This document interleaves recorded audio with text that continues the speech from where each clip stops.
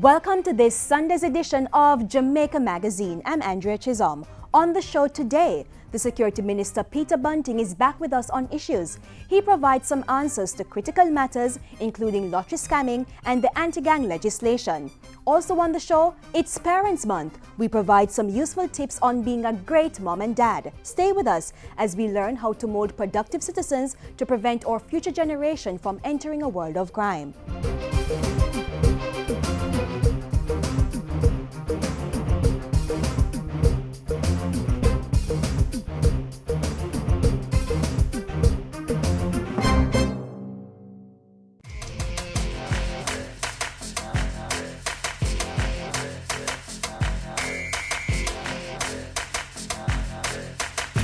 Lottery scamming kills.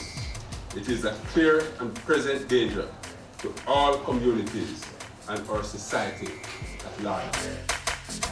Up to August, 138 murders in Era 1 have been associated with lottery scamming. I want to make a personal appeal to parents and other family members to ensure that they do not, by their silence, give tacit support to their children who are involved in criminal behavior.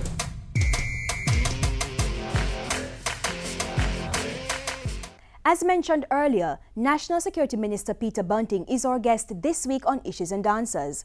He's back with host Ian Boyne, trying to get your support as each of us play a role in curbing the crime rate. Watch this.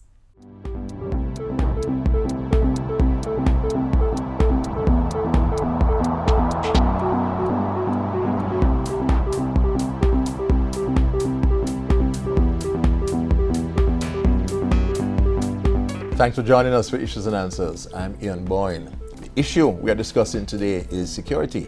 We have with us the Minister of National Security, the Honorable Peter Bunting. Thank you so much for your company. Minister, good to have you again. You have often stated that a lot of the murders are concentrated in particular geographic areas, Westmoreland, Hanover, St. James. Because this is so, Minister, shouldn't that make your job easier? Isn't it easier to target those areas, to do the intelligence, and to round up these criminals? Why is that so intractable?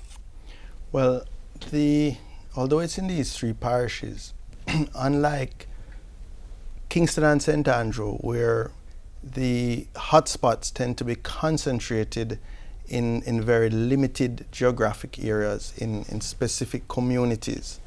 What you find in the West is that the criminal activities and the murders are taking place in a much more dispersed manner. So you go into sparsely populated rural communities. Scammers go there particularly because there is not a heavy police presence in those areas. So anywhere literally that they have phone signal, they can go and conduct their criminal operations from, and they tend to want to stay out of sight and out of view. So unlike the traditional gang on gang type of warfare or extortion, which was focused in a very concentrated commercial district, the scamming operates in a quite distinct way. Which is why intelligence is even more crucial for the police. Absolutely. In that Absolutely. area. And what I will say is that we're working on some technical solutions as well, which I won't speak to the detail of that, but that will help provide us with that type of intelligence that we need to target and disrupt the scamming operations. Okay. Minister, you recently announced a new law and order, I think,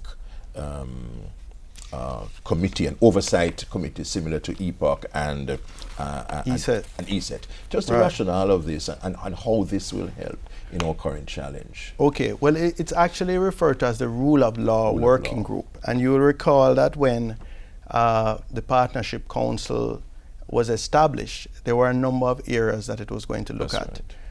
The first was the economy and job creation, and EPOC sort of corresponds roughly to those two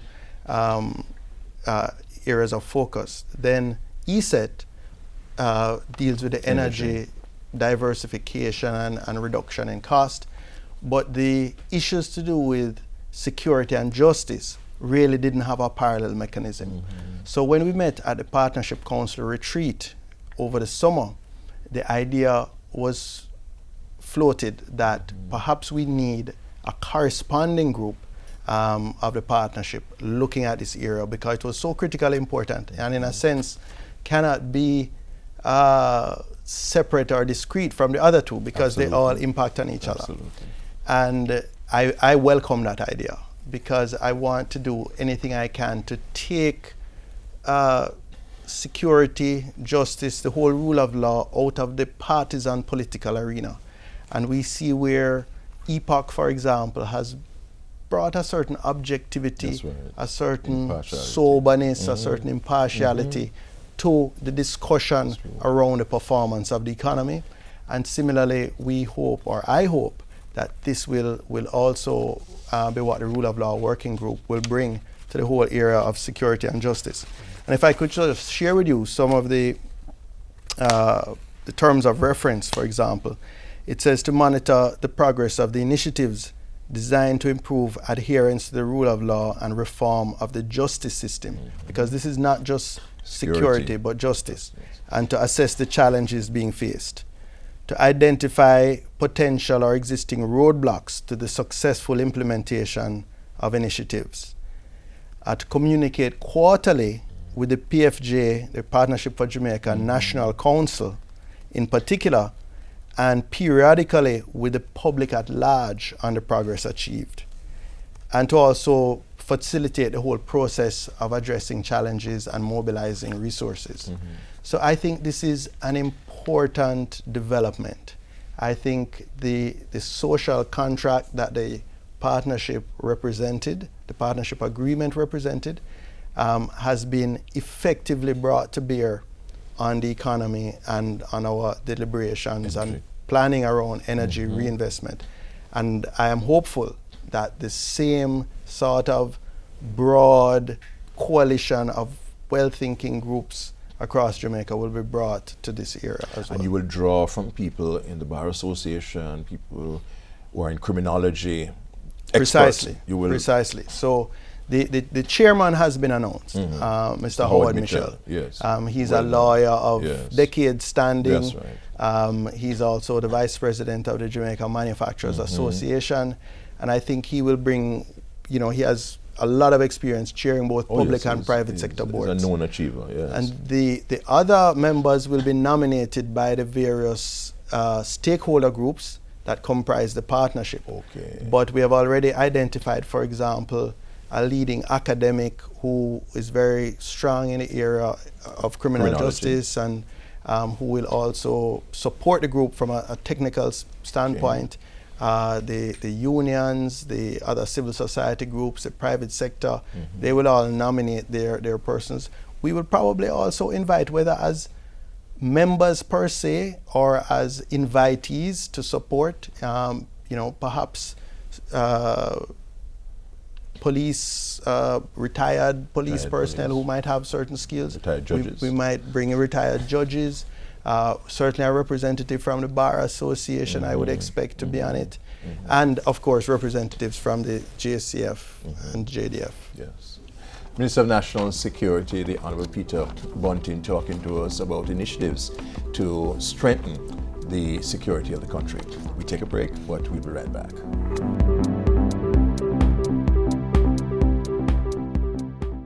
It's been 11 months. 7 years. 12 years. Since I became the most important person in the world. It's a big responsibility to know that her future is in our hands. I have to tell him and show him that he is my number one.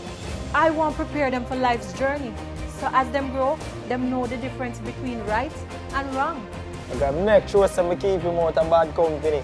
Because if I don't raise him right, the streets are gonna raise him. I feel, she feel. If me stumble, him fall. Knowing I'm responsible for their future and they're responsible for Jamaica's future. So I won't give up or allow her to quit. I'm gonna make sure I'm safe on the straight and narrow. Me prefer to tell them no now than watch them regret it later.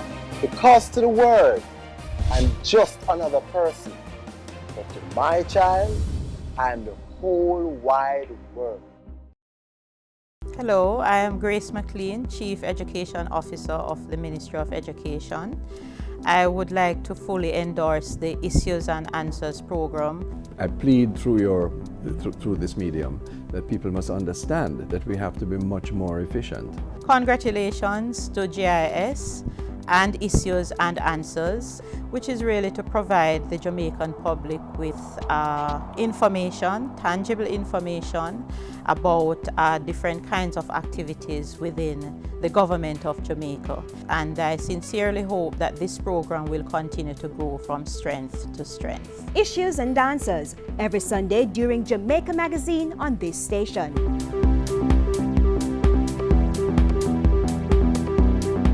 Minister of National Security, the Honorable Peter Bunting, is our guest. Minister, the issue of justice and the justice system is so closely aligned to security. What have been those steps, initiatives, legislative actions that have been taken to boost national security? Well, you know, perhaps I'm fortunate that the Minister of Justice for decades was my partner in the private sector. Yes. And I've got a tremendous amount of support from him, particularly as chairman of the Legislative Committee of Cabinet. So we have passed more, landmark legislation over these past 4 years than I think has been passed for a long time before. We have had the anti-gang legislation. Very important. A groundbreaking, and we've arrested 200 and odd gangsters under that piece of legislation in the year and a half or so that it has been passed. We have the anti-lottery scam legislation, and that has, again, hundreds of persons, probably over 1,000 persons now have been arrested, and scores convicted already have passed through the system and been convicted under that piece of legislation. We have amended the Proceeds of Crime Act, the POCA.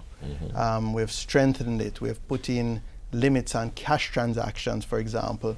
So we are able to combat organized crime, not just from getting the direct evidence of their criminal activities, but we're now able to go after their efforts to launder the money and their efforts to conceal the assets that they've purchased. And we have actually detained billions of dollars in assets and in cash. Yes.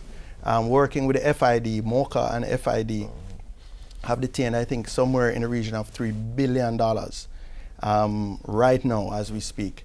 That will, on successful forfeiture, come into the consolidated fund and will be available for use to strengthen our law enforcement system, or at least some of those funds will be available for use. And finally, the piece of legislation I think is very important is the DNA legislation. Yes. And that I think is going to be very helpful in identifying perpetrators, particularly in some forms of crime, some of the rapes and abuse of our children, young girls in particular, where you sometimes have difficulty getting the victim to come forward and give evidence for a whole host of understandable reasons. Now it will make it much easier to convict these perpetrators because you'll be able to use the forensic evidence. You will be able to compel them to give you a DNA sample that the investigators can then match with either the residue that they've left, or that they can, if there is a child born from an underage girl, then they can match, do a paternity test, so to speak, and on the basis of the outcome of that test alone, they would have sufficient evidence to move for a conviction. Yeah.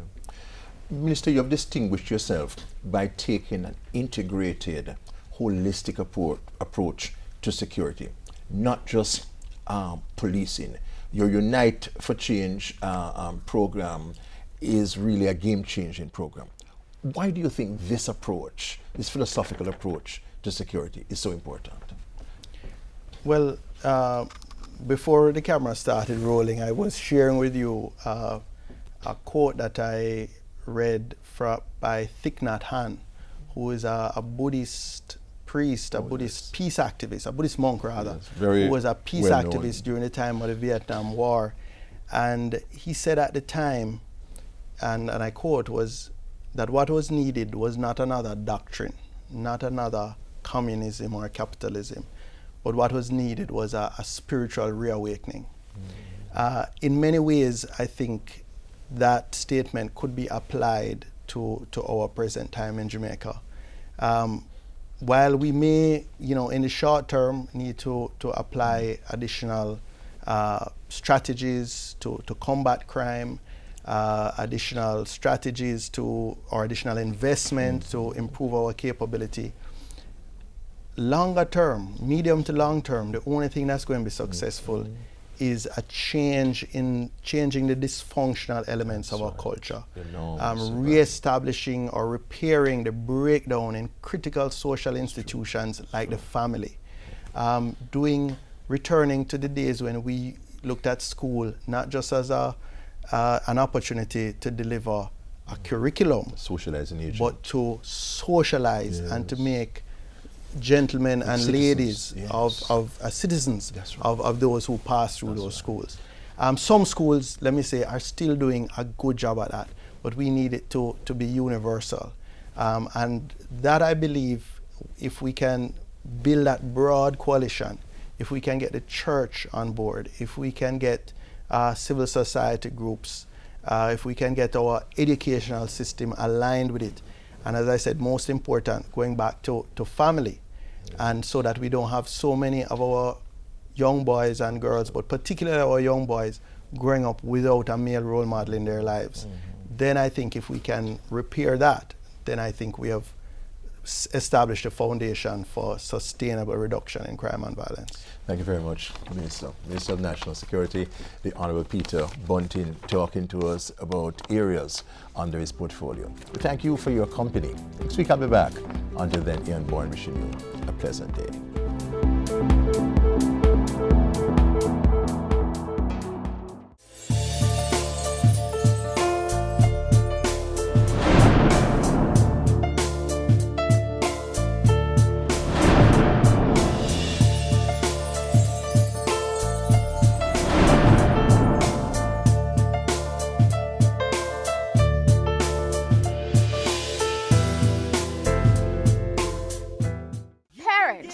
Did you know your involvement can make a difference in your child's education? Yes, by simply checking on their progress with teachers, assisting with homework, and playing a part in the school community, children are encouraged to do well. All the studies show that parental involvement with their children in school leads to success. And there's no other way. Parents must take the time.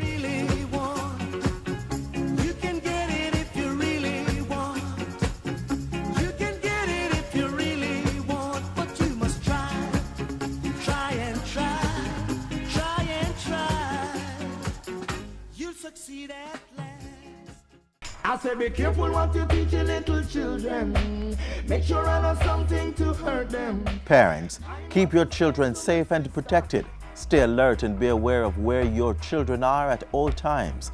Submit the latest photo of your child to his or her school. Know what's happening with your child. Listen to them when they say they don't feel comfortable going to a certain place or being around certain persons. Act quickly when your child tells you he or she has been touched inappropriately or approached with unwanted requests. Be the change. Help us protect our children. For more information, call 1-888-776-8328 or 1-876-878-2882. You ever hear people say beating no work pon pitney? And our foreparents often said, children must be seen and not heard. Are those parenting tactics outdated? What's the best way to raise children? Coming up, the art of parenting.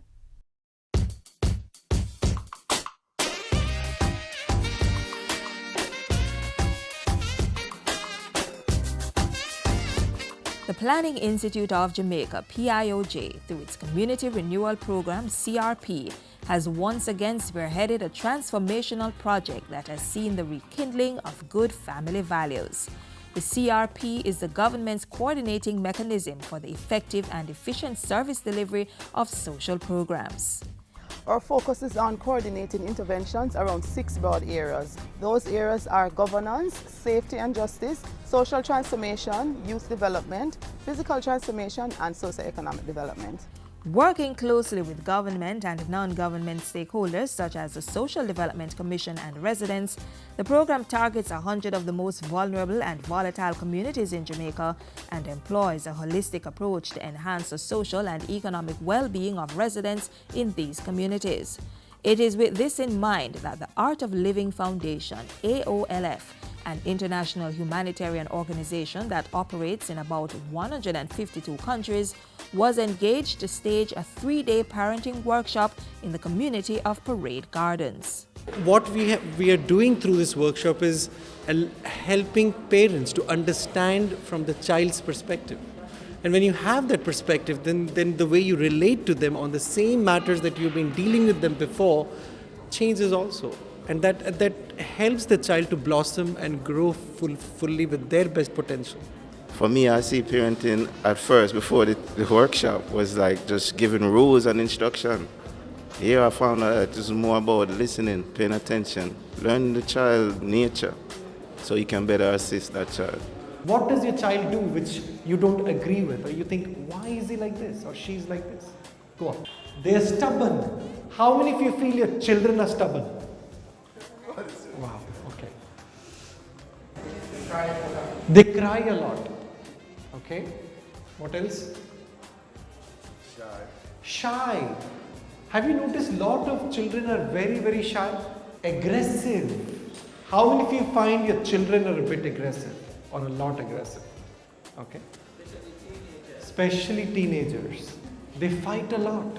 I do have a teenager and I have a young child that I see are like throwing off like tantrums. When children throw tantrum in public places, what do we do with them?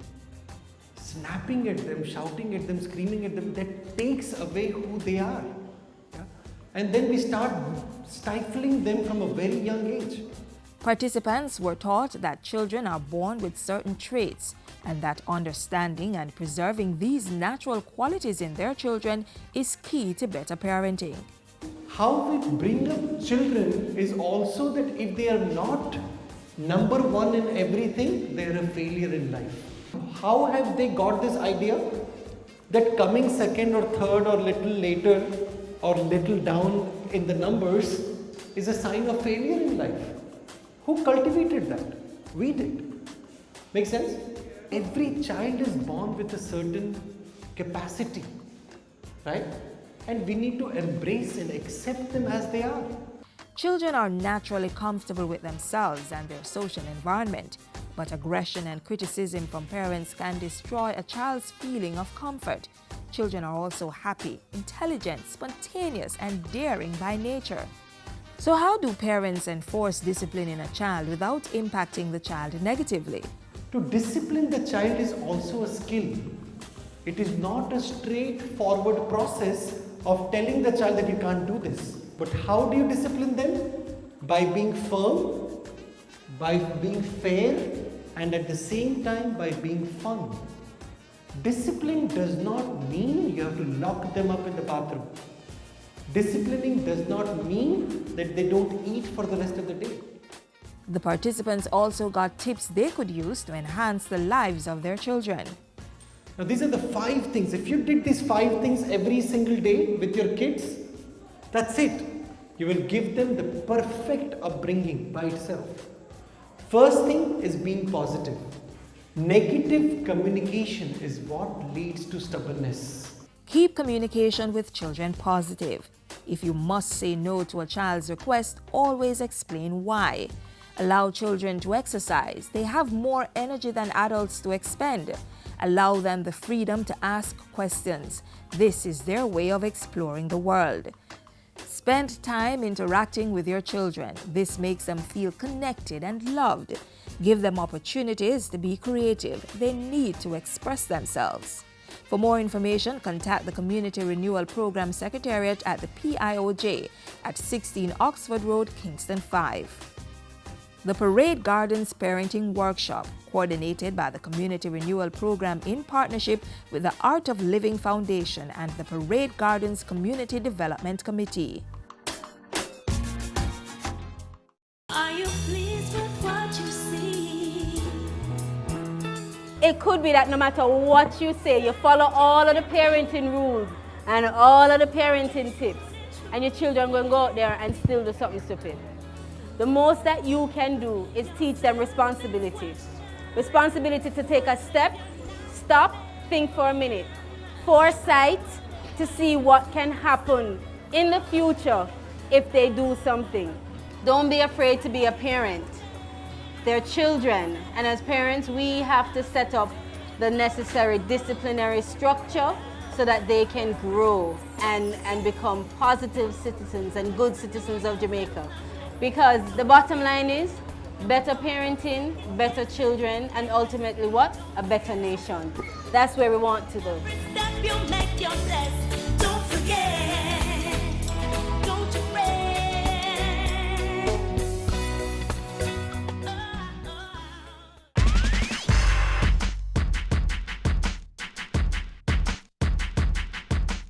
We're still on the topic of parenting, as this is critical to solving a number of our problems. The Education Ministry is helping the nation's parents. Through the National Parenting Support Commission, 125 parent places have been established in primary schools across the ministry's 6 regions. The parent place is described as a one-stop shop for parenting information, skills training, and support on effective parenting. It offers what is being described as 21st century parenting through quality information and referrals, access to parenting resources and workshops. Speak with your child's school principal or guidance counselor to know if a parent place has been established at that institution. You may also call the National Parenting Support Commission at 967-7977 to find out the location listing for these parent places.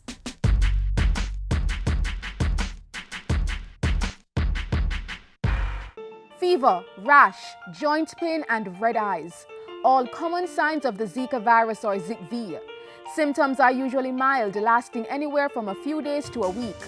Jamaica has no Zika cases, but if it gets here, it would only be transmitted by the Aedes aegypti mosquito. Don't give Zika a chance. Prevent the breeding of these pesky mosquitoes. The use of oil, cooking oil, a little tip of cooking oil poured on the surface of the water suffocates the larvae and prevents them hatching out. So persons can do that.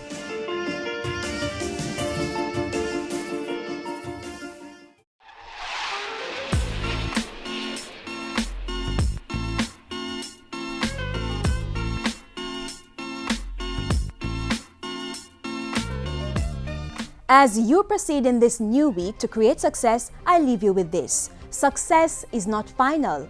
Failure is not fatal. It is the courage to continue that counts. Words of former English statesman Winston Churchill. For more on the government's assistance to parents, click on our webpage, jis.gov.jm. We're also on YouTube, Twitter, and Facebook, so log on and stay in the know. I'm Andrea Chisholm. Have a happy Sunday.